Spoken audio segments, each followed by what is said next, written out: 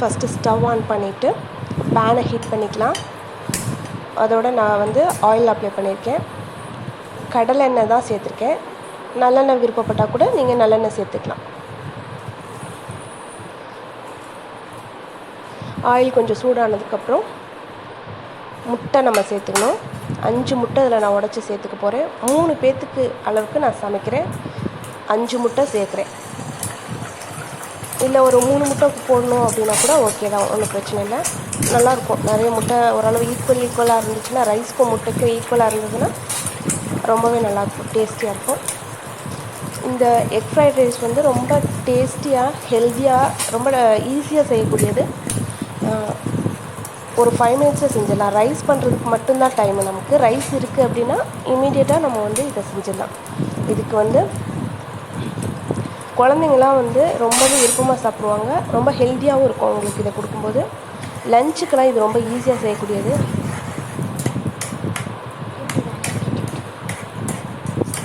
நல்லா மிக்ஸ் பண்ணிக்கணும்.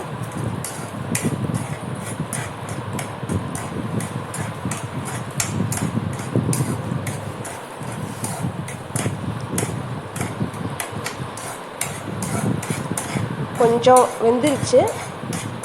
கொஞ்சம் குக் ஆனதுக்கப்புறம் இப்போ நம்ம வந்து இதில் சால்ட்டை ஆட் பண்ணிக்கலாம்.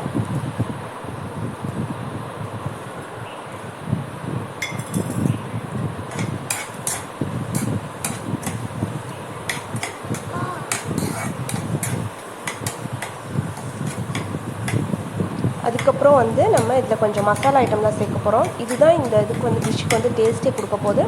ஸோ நம்மளோட டேஸ்ட்டுக்கு ஏற்ற மாதிரி நம்ம கொடுக்கணும்.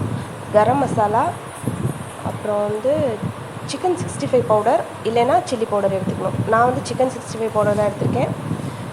அதுக்கப்புறம் கரம் மசாலா, அது வந்து சோம்புத்தூள், அது வந்து மஞ்சள் தூள், இது வந்து மிளகு சீரகம் 2ஐயும் சேர்த்து பவுடர் பண்ணியிருக்கேன். அந்த ஒயிட்டாக இருக்கிறது வந்து பெருங்காயம். இது எல்லாமே நான் சேர்த்துக்கிறேன். ரொம்ப டேஸ்ட்டாகவும் ஈஸியாக டைஜஸ்ட் ஆகும். இது எல்லாமே ஒரு ரிச் டேஸ்ட்டாக இருக்கும். நம்ம வந்து சாதாரணமாக சில்லி பவுட்ரு வந்து தேவையான அளவு ஆட் பண்ணிக்கலாம்.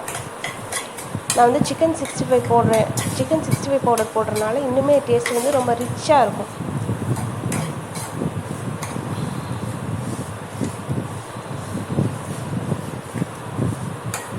சாட் மசாலா அது நீங்கள் ஆட் பண்ணுறீங்கன்னா அது கொஞ்சம் வேறு டேஸ்ட்டாக இருக்கும், வேறு மாதிரி. வேறு வந்து கருவேப்பிலை, புதினா, கொத்தமல்லி இந்த மாதிரி ஆட் பண்ணிங்கனாலும் ஃப்ளேவர் கண்டிப்பாக மாறிடும். அது வேறு மாதிரி டேஸ்ட்டாக இருக்கும். இப்போ இதில் வந்து நான் குக் பண்ண ரைஸ் சேர்த்துக்கிறேன். ஒயிட் ரைஸை மிக்ஸ் பண்ணிக்கலாம் நல்லா. இது வந்து பார்த்தோன்னா நம்ம வந்து பிளெண்டர் ரைஸாக தானே பண்ணுறோம். அதனால் வந்து பார்த்திங்கன்னா ஆயில் வந்து ஓரளவு தேவையான அளவு இருக்கணும். ஆயில் இல்லை, சரியாக பத்தலை அப்படின்னா வந்து அந்த மசாலாலாம் கரெக்டாக ரைஸோட மிக்ஸ் ஆகாது. இந்த முட்டை வந்து நல்லா குட்டியாக ஆகிற அளவுக்கு நல்லா கிண்டி விட்ருக்கணும். ரொம்ப பெரிய பெரிய பீஸாக இருக்குது அப்படின்னா கூட அது வந்து ரைஸோட நல்லா மிங்கிள் ஆகாமல் தனித்தனியாக தெரியும். இதுக்கு வந்து சைட் டிஷ்ஷோ இல்லை வந்து கிரேவியோ தேவையில்லை. இது மட்டுமே நம்ம சாப்பிட்லாம். ரொம்ப டேஸ்டியாக இருக்கும். ட்ரை பண்ணி பாருங்கள்.